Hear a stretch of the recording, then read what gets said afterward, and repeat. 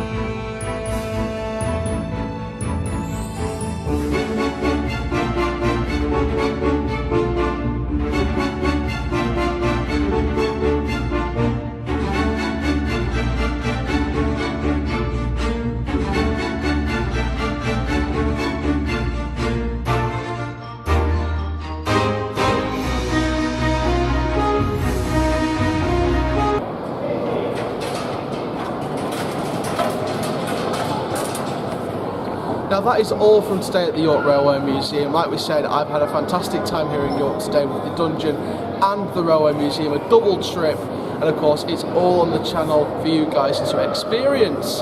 Like I said in the dungeon video, we've got loads of juicy stuff to come in Theme Park Newsroom. We've got Coaster Chall Top 5s, Coaster Chall reviews, Halloween updates. It's going to be amazing.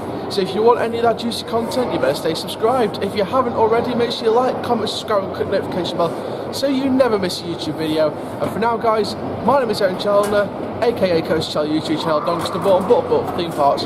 It's a goodbye from York. Keep living the coaster up, dudes, and I'll see you guys in the next video soon. Take care, have an awesome day, my friends.